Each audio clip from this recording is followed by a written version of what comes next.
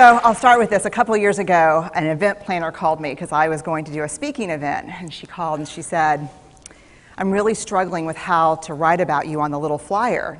And I thought, well, what's the struggle? And she said, well, I saw you speak, and I'm going to call you a researcher, I think, but I'm afraid if I call you a researcher, no one will come because they'll think you're boring and irrelevant.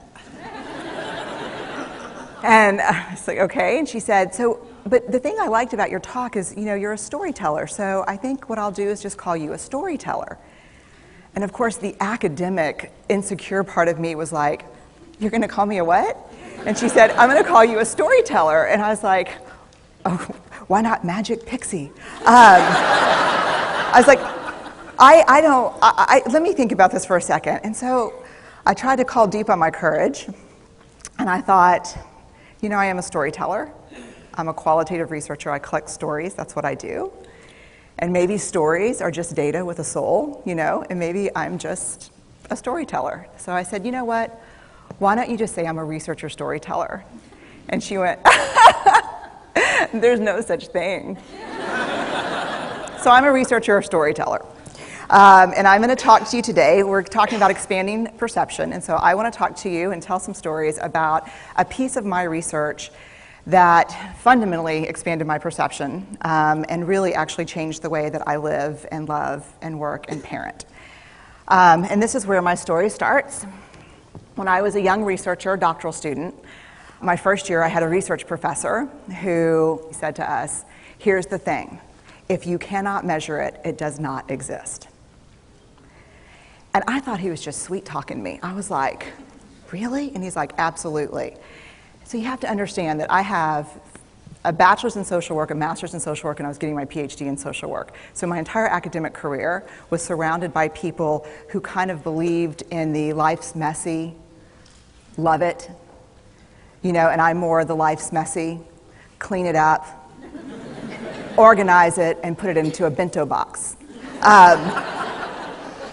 And so to think that I had found my way, to found a career that takes me, really one of the big sayings in social work is lean into the discomfort of the work. And I'm like, knock discomfort upside the head and move it over and get all A's. That was my mantra. So I was very excited about this. And so I thought, you know what? This is the career for me because I am interested in some messy topics, but I want to be able to make them not messy. I want to understand them. I want to hack into these things that I know are important and lay the code out for everyone to see. So where I started was with connection, because by the time you're a social worker for 10 years, what you realize is that connection is why we're here. It's what gives purpose and meaning to our lives. This is what it's all about. It doesn't matter whether you talk to people who work in social justice and mental health and abuse and neglect. What we know is that connection, the ability to feel connected, is neurobiologically, that's how we're wired, it's why we're here. So I thought, you know what, I'm going to start with connection. Well, that situation where you get an evaluation from your boss and she tells you 37 things that you do really awesome and one thing that you can't, an opportunity for growth. And all you can think about is that opportunity for growth, right? Well, apparently this is the way my work went as well, because when you ask people about love, they tell you about heartbreak. When you ask people about belonging, they'll tell you their most excruciating experiences of being excluded. And when you ask people about connection, the stories they told me were about disconnection. So very quickly, really about 6 weeks into this research, I ran into this unnamed thing that absolutely unraveled connection in a way that I didn't understand or had never seen. And so I pulled back out of the research and thought, I need to figure out what this is. And it turned out to be shame. And shame is really easily understood as the fear of disconnection. Is there something about me that if other people know it or see it, that I won't be worthy of connection? The things I can tell you about it, it's universal. We all have it. The only people who don't experience shame have no capacity for human empathy or connection. No one wants to talk about it, and the less you talk about it, the more you have it. What underpinned this shame, this I'm not good enough, which we all know that feeling. I'm not blank enough. I'm not thin enough, rich enough, beautiful enough, smart enough, promoted enough. The thing that underpinned this was excruciating vulnerability. This idea of, in order for connection to happen, we have to allow ourselves to be seen, really seen. And you know how I feel about vulnerability. I hate vulnerability. And so I thought, this is my chance to beat it back with my measuring stick. I'm going in, I'm going to figure this stuff out, I'm going to spend a year, I'm going to totally deconstruct shame, I'm going to understand how vulnerability works, and I'm going to outsmart it. So I was ready, and I was really excited. As you know, it's not going to turn out well. You know this. So I could tell you a lot about shame, but I'd have to borrow everyone else's time. But here's what I can tell you that it boils down to. And this may be one of the most important things that I've ever learned in the decade of doing this research. My 1 year has turned into 6 years, thousands of stories, hundreds of long interviews, focus groups. At one point, people were sending me journal pages and sending me their stories, thousands of pieces of data. And 6 years. And I kind of got a handle on it. I kind of understood this is what shame is, this is how it works. I wrote a book, I published a theory, but something was not okay. And what it was is that if I roughly took the people I interviewed and divided them into people who really have a sense of worthiness, that's what this comes down to, a sense of worthiness. They have a strong sense of love and belonging. And folks who struggle for it, and folks who are always wondering if they're good enough. There was only one variable that separated the people who have a strong sense of love and belonging and the people who really struggle for it, and that was the people who have a strong sense of love and belonging believe they're worthy of love and belonging. That's it. They believe they're worthy. And to me, the hard part of the one thing that keeps us out of connection is our fear that we're not worthy of connection, was something that personally and professionally I felt like I needed to understand better. So what I did is I took all of the interviews where I saw worthiness, where I saw people living that way, and just looked at those. What do these people have in common? And I have a slight office supply addiction, but that's another talk. So I had a manila notebook, a manila folder, and I had a Sharpie, and I was like, what am I going to call this research? And the first words that came to my mind were wholehearted. These are kind of wholehearted people living from this deep sense of worthiness. So I wrote at the top of the manila folder, and I started looking at the data. In fact, I did it first in this in a 4-day, very intensive data analysis where I went back, pulled these interviews, pulled the stories, pulled the incidents. What's the theme? What's the pattern? My husband left town with the kids because I always go into this kind of Jackson Pollock crazy thing where I'm just like writing and going and kind of just in my researcher mode. And so here's what I found. What they had in common was a sense of courage. And I want to separate courage and bravery for you for a minute. Courage, the original definition of courage, when it first came into the English language, it's from the Latin word cur, meaning heart. And the original definition was to tell the story of who you are with your whole heart. And so these folks had, very simply, the courage to be imperfect. They had the compassion to be kind to themselves first and then to others, because as it turns out, we can't practice compassion with other people if we can't treat ourselves kindly. And the last was they had connection, and this was the hard part, as a result of authenticity. They were willing to let go of who they thought they should be in order to be who they were, which is, you have to absolutely do that for connection. The other thing that they had in common was this. They fully embraced vulnerability. They believed that what made them vulnerable made them beautiful.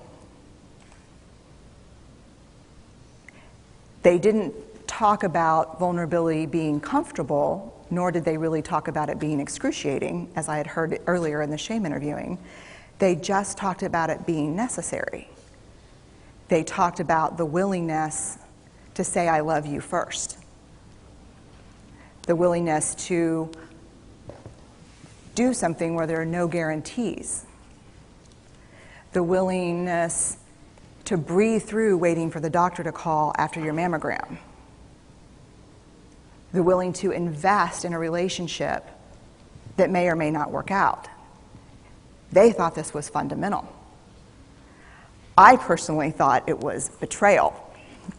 I could not believe I had pledged allegiance to research, where our job, the definition of research is to control and predict, to study phenomenon for the explicit reason to control and predict. And now my mission to control and predict had turned up the answer that the way to live is with vulnerability and to stop controlling and predicting. This led to a little breakdown, which actually looked more like this. And it did. It led to I call it a breakdown, my therapist calls it a spiritual awakening. Spiritual awakening sounds better than breakdown, but I assure you it was a breakdown. And I had to put my data away and go find a therapist. Let me tell you something.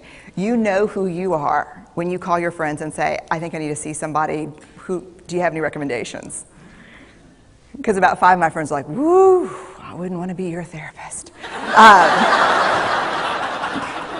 I was like, what does that mean? And they're like, I'm just saying, don't bring your measuring stick. It's like, okay. So I found a therapist. My first meeting with her, Diana, I brought in my list of the way the wholehearted live. And I sat down, and she said, how are you? And I said, I'm great, I'm okay. And she said, what's going on? And I said, and this is a therapist who sees therapists, because we have to go to those because their BS meters are good. And so I said, here's the thing, I'm struggling. And she said, what's the struggle? And I said, well, I have a vulnerability issue, and I know that vulnerability is kind of the core of shame and fear and our struggle for worthiness, but it appears that it's also the birthplace of joy, of creativity, of belonging, of love, and I think I have a problem, and I need some help. And I said, but here's the thing, no family stuff, no childhood shit, I just need some strategies.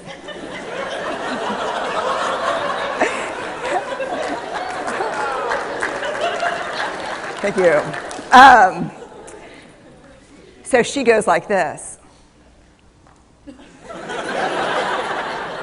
And then I said, it's bad, right? And she said, it's neither good nor bad. It just is what it is. And I said, oh my God, this is gonna suck. And it did, and it didn't. And it took about a year. And you know how there are people that, like, when they realize that vulnerability and tenderness are important, that they kind of surrender and walk into it? A, that's not me. And B, I don't even hang out with people like that. For me, it was a year-long street fight. It was a slugfest. Vulnerability pushed, I pushed back. I lost the fight, but probably won my life back. And so then I went back into the research and spent the next couple of years really trying to understand what the wholehearted, what the choices they were making, and what are we doing with vulnerability? Why do we struggle with it so much? Am I alone in struggling with vulnerability? No. So this is what I learned. We numb vulnerability. When we're waiting for the call, it was funny, I sent something out on Twitter and on Facebook that says, how would you define vulnerability? What makes you feel vulnerable? And within an hour and a half, I had 150 responses. Because I wanted to know, what's out there. Having to ask my husband for help because I'm sick and we're newly married. initiating sex with my husband, initiating sex with my wife, being turned down, asking someone out, waiting for the doctor to call back, getting laid off, laying off people. This is the world we live in. We live in a vulnerable world. And one of the ways we deal with it is we numb vulnerability. And I think there's evidence, and it's not the only reason this evidence exists, but I think that it's a huge cause. We are the most in debt, obese, addicted, and medicated adult cohort in US history. The problem is, and I learned this from the research, that you cannot selectively numb emotion. You can't say, here's the bad stuff. Here's vulnerability, here's grief, here's shame, here's fear, here's disappointment. I don't want to feel these. I'm going to have a couple of beers and a banana nut muffin. I don't want to feel these. And I know that's knowing laughter. I hack into your lives for a living. I know that's, God. You can't numb those hard feelings without numbing the other affects or emotions. You cannot selectively numb. So when we numb those, we numb joy. We numb gratitude. We numb happiness. And then we are miserable and we are looking for purpose and meaning. And then we feel vulnerable. So then we have a couple of beers and a banana nut muffin. And it becomes this dangerous cycle. One of the things that I think that we need to think about is why and how we numb. And it doesn't just have to be addiction. The other thing we do is we make everything that's uncertain certain. Religion has gone from a belief in faith and mystery to certainty. I'm right, you're wrong, shut up. That's it. Just certain. The more afraid we are, the more vulnerable we are, the more afraid we are. This is what politics looks like today. There's no discourse anymore. There's no conversation. There's just blame. You know how blame is described in the research? A way to discharge pain and discomfort. We perfect. If there's anyone who wants their life to look like this, it would be me. But it doesn't work, because what we do is we take fat from our butts and put it in our cheeks. Which just, I hope in 100 years people will look back and go, wow. You know? And we perfect, most dangerously, our children. Let me tell you what we think about children. They're hardwired for struggle when they get here. When you hold those perfect little babies in your hand, our job is not to say, look at her, she's perfect. My job is just to keep her perfect, make sure she makes the tennis team by 5th grade and Yale by 7th grade. That's not our job. Our job is to look and say, you know what? You're imperfect and you're wired for struggle, but you are worthy of love and belonging. That's our job. Show me a generation of kids raised like that and we'll end the problems I think that we see today. We pretend that what we do doesn't have an effect on people. We do that in our personal lives. We do that corporate, whether it's a bailout, an oil spill, a recall. We pretend like what we're doing doesn't have a huge impact on other people. I would say to companies, this is not our first rodeo, people. We just need you to be authentic and real and say, we're sorry, we'll fix it. But there's another way, and I'll leave you with this. This is what I have found. To let ourselves be seen, deeply seen, vulnerably seen. To love with our whole hearts, even though there's no guarantee. And that's really hard, and I can tell you as a parent, that's excruciatingly difficult. To practice gratitude and joy in those moments of kind of terror when we're wondering, can I love you this much? Can I believe in this as passionately? Can I be this fierce about this? Just to be able to stop and instead of catastrophizing what might happen, to say, I'm just so grateful. Because to feel this vulnerable means I'm alive. And the last, which I think is probably the most important, is to believe that we're enough. Because when we work from a place, I believe, that says, I'm enough, then we stop screaming and start listening. we're kinder and gentler to the people around us, and we're kinder and gentler to ourselves. That's all I have.